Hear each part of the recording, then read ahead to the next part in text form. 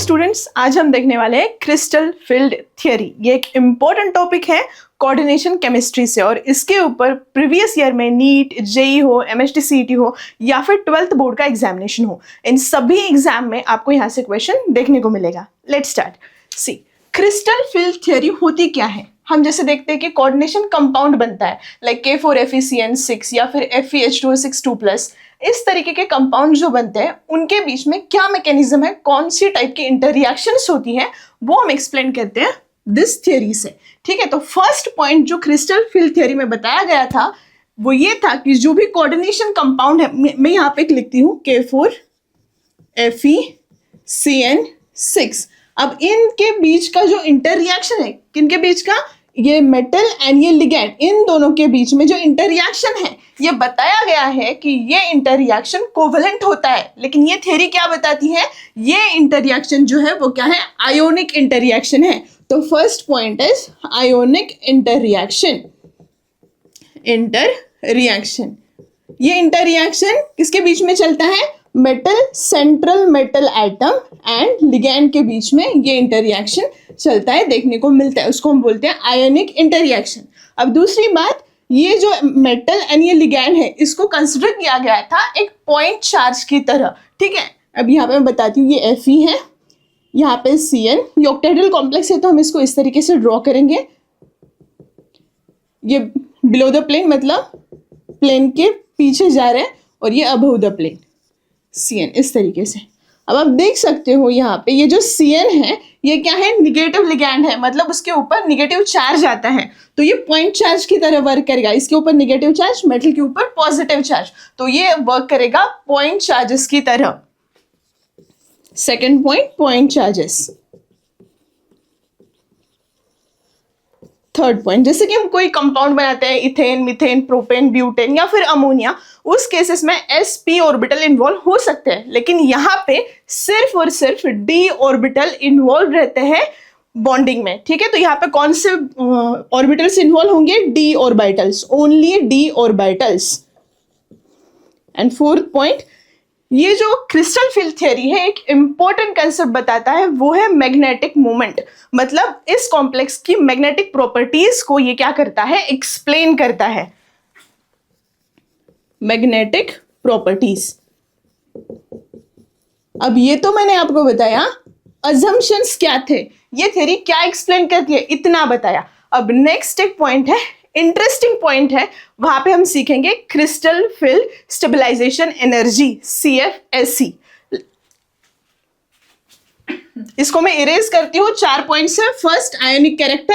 Second, point charges की तरह work करेगा ये Cn, लिगैंड एंड मेटल। यहाँ पे कौन से ऑर्बिटल्स इन्वॉल्व रहते हैं, d ऑर्बिटल, इसमें भी 5 रहते हैं, dxy, मैं यहाँ पे मेंशन करती हूँ, dxy, dxz, dyz, dx² - y² and last one is dz²। अब यहाँ पे भी एक इंपॉर्टेंट पॉइंट है, वो पॉइंट ये है कि ये जो ऑर्बिटल है dx, dy, dz, ये कहाँ पे रहते हैं, इन बिटवीन द एक्सिस। मतलब आपका अगर ये इस तरीके से एक्सिस है तो इसके बीच में रहेगा वो। ठीक है, dx, dy एंड dz, और ये dx² - y² एंड dz², ये एक्सिस के ऊपर रहता है। मतलब अगर मैं इस तरीके से, ये एक्सिस है ऊपर, या फिर इस तरीके से एक्सिस, तो यहाँ पे प्रेजेंट है। लिगैंड आएगा तो सबसे पहले रिपेल कौन करेगा, ये एक्सियल ऑर्बिटल्स, ये एक्सिस के ऊपर रहता है, और ये कहाँ रहता है, in between the axis. Clear, यहाँ पे मैंने ऑर्बिटल्स को अच्छे से समझाया। अब देखते हैं क्रिस्टल फील्ड थ्योरी।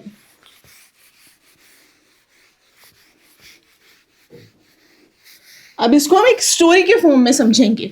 देखो, हमारे पास क्या है, मेटल, मेटल के पास क्या रहता है, d ऑर्बिटल। d में 5 ऑर्बिटल है, dxy, dxyz, dxy, xz, dyz, इस तरीके से, और dx² - y² एंड dz²। अब इन 5 ऑर्बिटल्स को मैं यहाँ पे ड्रॉ करती हूँ, 1 2 3 4 5, dxy, dxz, dyz, dx² - y² and यहाँ पे dz²। इनको हम एक फैमिली की तरह कंसिडर करेंगे। अब देखो क्या होता है, ये मेटल है, ठीक है, ये मेटल के ऑर्बिटल्स हैं, इसमें अब ये सभी जो है वो एक जगह पे है। ठीक है, इनको हम फैमिली कंसिडर करते हैं। ये सब लोग एक घर में रहते हैं, इनका बहुत बड़ा घर है, ये 5 भाई है, 1 2 3 4 5। अब होता क्या है, इनके पिताजी लेकर आते हैं कार, बहुत अच्छी सी कार लेकर आते हैं, एक ही कार लेकर आते हैं। तो ये 5 भाई क्या करते हैं, झगड़ा करना स्टार्ट करते हैं। क्यों? उस कार के लिए, मैं पहले बैठूंगा, मैं पहले बैठूंगा। ठीक है, अब यहाँ पे हम उस कार को रिलेट करते हैं लिगैंड से। ठीक है, मतलब यहाँ पे लिगैंड आएगा। लिगैंड कोई भी हो सकता है, लाइक न्यूट्रल हो सकता है या फिर आयोनिक हो सकता है, वाटर हो सकता है, इस तरीके से। अब ये जो लिगैंड है, मैंने यहाँ पे Cn- लिया, तो Cn- यहाँ पे जब आएगा तो इसके पास क्या है, इलेक्ट्रॉन। ये इलेक्ट्रॉन लेके आया है कहाँ पे, यहाँ पे डी ऑर्बिटल के पास। ये ऑर्बिटल किसका है, मेटल का। ये क्यों आया है, ये इसके साथ बॉन्ड बनाना चाहता है। ठीक, अब मैंने इसको कैसे कोरिलेट किया था, ये डी ऑर्बिटल में कौन कौन रहता है, 5 भाई। ठीक है, अब इनके पिताजी ने कार लाई, Cn- क्या है, कार। अब ये कार लेकर आ गए यहाँ पे। अब इस कार के लिए इनके बीच में क्या हुआ, झगड़ा शुरू हुआ। ठीक, अब ये स्टोरी यहाँ तक आई। अब हम मेटल ऑर्बिटल के कंसेप्ट में समझते हैं। ऑर्बिटल है, इनके पास में भी इलेक्ट्रॉन रहेंगे मेटल में। ठीक है, और यहाँ पे भी इलेक्ट्रॉन है, इनमें क्या होगा, रिपल्शन। और उस रिपल्शन की वजह से क्या होता है, ये 5 ऑर्बिटल जो है वो क्या है, डीजेनरेट है। इनकी डीजेनरेसी ब्रेक होती है। ये ऑर्बिटल्स क्या है, डीजेनरेट। डीजेनरेट मतलब सभी की एनर्जी क्या होती है, सेम होती है। ठीक है, 5 भाई अब तक एक साथ जुल मिल के रह रहे थे। अब जैसे ही वो गाड़ी आई, मतलब लिगैंड आया, तो क्या हुआ, इनके इलेक्ट्रॉन्स और इस लिगैंड के इलेक्ट्रॉन्स रिपल्शन हो गया। ठीक है, उस रिपल्शन की वजह से इतना झगड़ा बढ़ता है, इतना वहां पे रिपल्शन होता है कि ये जो एक घर में रहने वाले भाई, उनका वो टूट जाते हैं, ब्रेक हो जाता है। वो ब्रेक कैसे होगा, इनका बहुत बड़ा घर है। तो अब ये जो है dx² - y² एंड dz², ये ऑर्बिटल्स कहाँ पे थे, एक्सिस के ऊपर। तो होता क्या है, लिगैंड जब आता है तो ये ज्यादा रिपल्शन करते हैं, मतलब झगड़ा ज्यादा कौन करेगा, ये वाले करेंगे, क्योंकि ये एक्सिस के ऊपर है। तो ये पहले बोलेंगे कि हमें कार चाहिए, हमें कार चाहिए। तो ये क्या होगा, इनकी एनर्जी क्या होगी, सबसे ज्यादा होगी, क्योंकि वो एक्सिस के ऊपर है। तो अब ये स्प्लिट हो जाएगा। तो 2 ऑर्बिटल ऊपर जाएंगे, dx² - y² एंड ये dz²।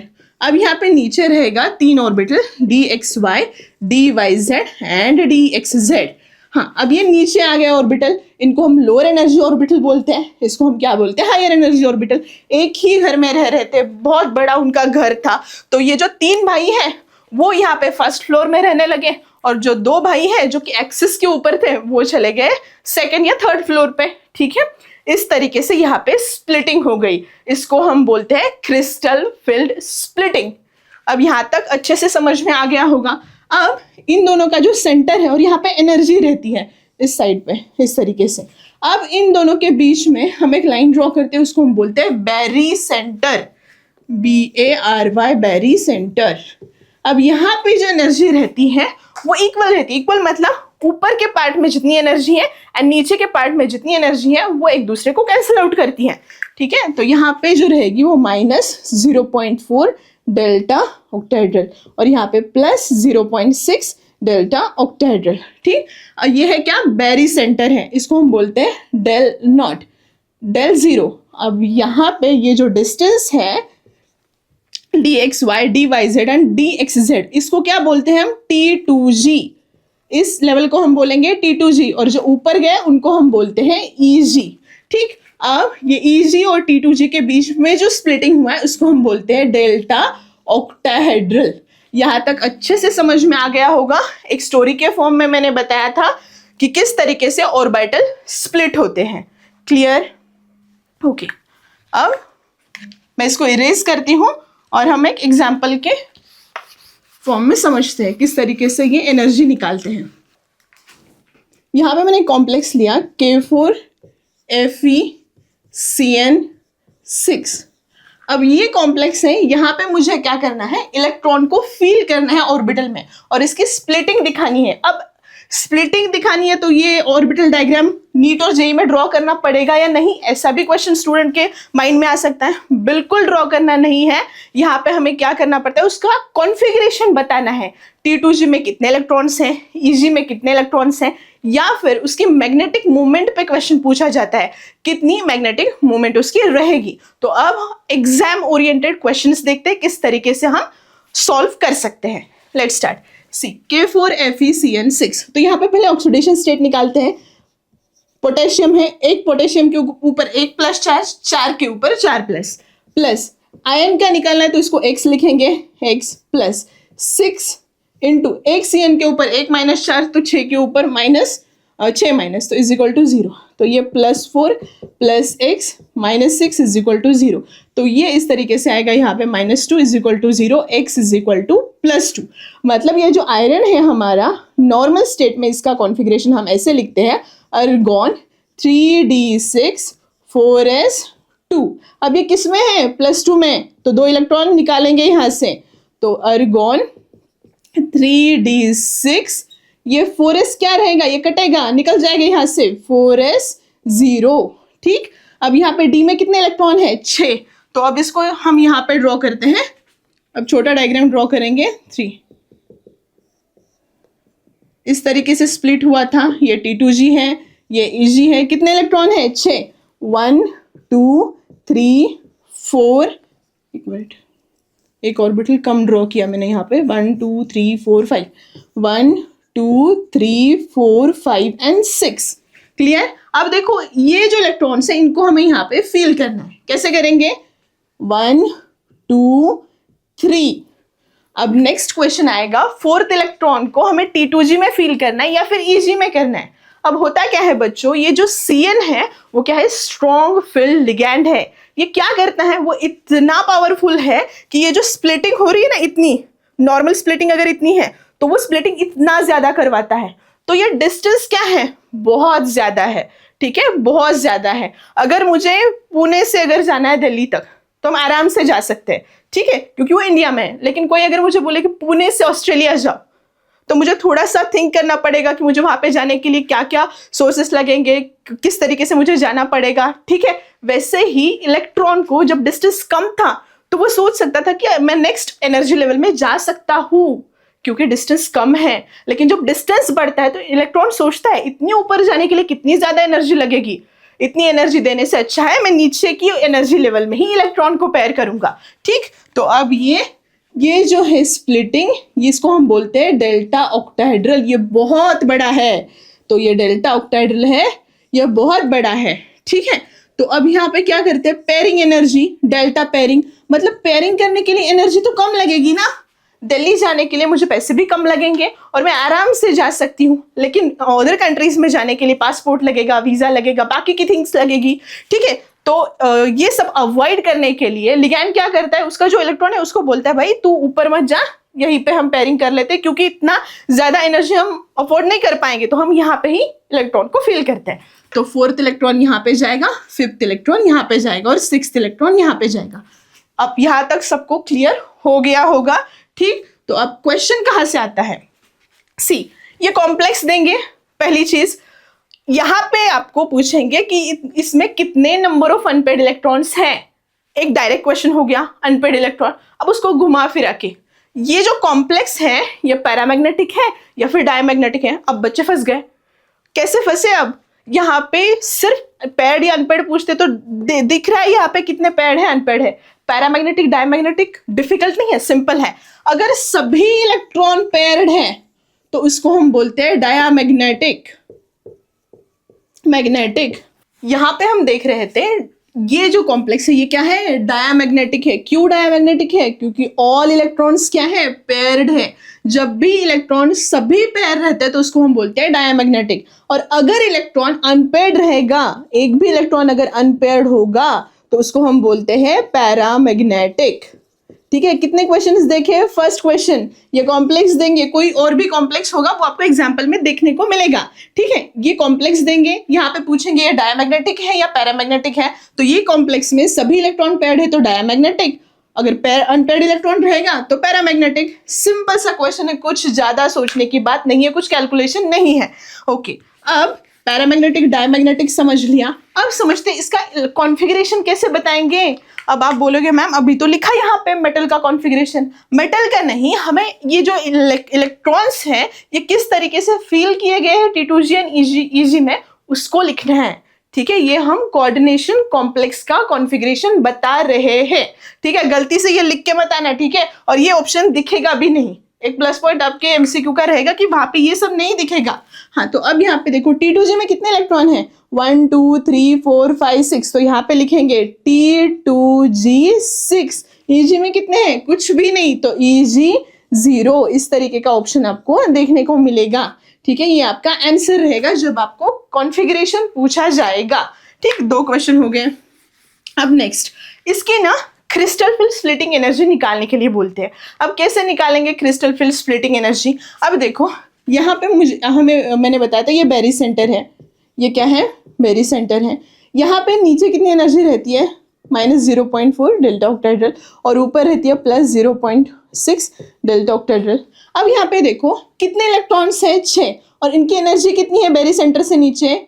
0.4, तो यहाँ पे 6 मल्टीप्लाइड बाय 0.4। ठीक है, तो यहाँ पे CFSE, तो यहाँ पे इस तरीके से आएगा 2.4 डेल्टा ऑक्टेड्रल। ठीक है, इस तरीके से आएगा, ये इसकी एनर्जी आएगी, क्रिस्टल फील्ड स्प्लिटिंग एनर्जी। ठीक, सिर्फ इसका मल्टीप्लिकेशन करना है, कितने इलेक्ट्रॉन इंटू 0.4। अगर ऊपर के एनर्जी लेवल में इलेक्ट्रॉन रहेंगे तो क्या करेंगे हम? इसको भी मल्टीप्लाई करेंगे इससे। इस तरीके से हम निकालते हैं CFSE। ठीक, यहां तक अच्छे से समझ में आ गया होगा। अब नेक्स्ट क्वेश्चन, हमें इसकी मैग्नेटिक मूवमेंट निकालनी है। ठीक है, मैग्नेटिक मूवमेंट निकालना है, कैसे करेंगे? देखो स्पिन ओनली फॉर्मूला रहता है, सिंपल सा formula, mu is equal to √n+2 ये इस तरीके से।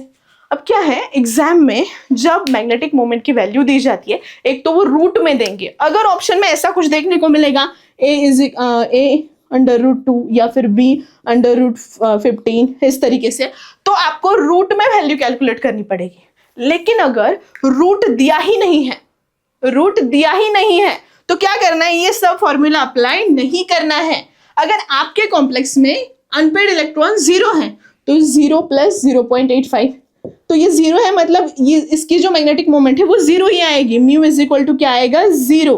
तो कैसे निकालते हैं? Magnetic moment is equal to number of unpaired electron plus 0.85, इस तरीके से निकालते हैं। अब इस कॉम्प्लेक्स में नंबर ऑफ अनपेड इलेक्ट्रॉन है ही नहीं, ऑल इलेक्ट्रॉन्स आर पेड, तो इसकी मैग्नेटिक मोमेंट तो 0 ही आएगी, ऑल पेड इलेक्ट्रॉन। ठीक है, अगर किसी कॉम्प्लेक्स में 5 अनपेड इलेक्ट्रॉन है तो ऑप्शन में कुछ कैलकुलेशन की जरूरत नहीं, सिंपल 5 + 0.85, तो ये आएगा 5.85। अगर नंबर ऑफ अनपेड इलेक्ट्रॉन 2 है तो 2 + 0.85, 2.85, 1 + 0.85, जितने नंबर ऑफ अनपेड इलेक्ट्रॉन है वो लिखना है और उसके आगे 0.85 प्लस करना है। बस इतना सिंपल ये कंसेप्ट है। यहाँ पर हमने देखा क्रिस्टल फील्ड थ्योरी के अजम्पशंस और उसके एप्लीकेशंस, किस तरीके से कॉन्फ़िगरेशन लिखते हैं, उसके बाद स्प्लिटिंग कैसे होती है, डेल्टा ऑक्टेड्रल किसका ज्यादा होता है, ये यहाँ पे हमने देखा। अब जो नेक्स्ट पार्ट है वो हम देखेंगे नेक्स्ट सेशन में, वहां पे भी हम बहुत सारे एग्जाम्पल्स की प्रैक्टिस करेंगे। Thank you.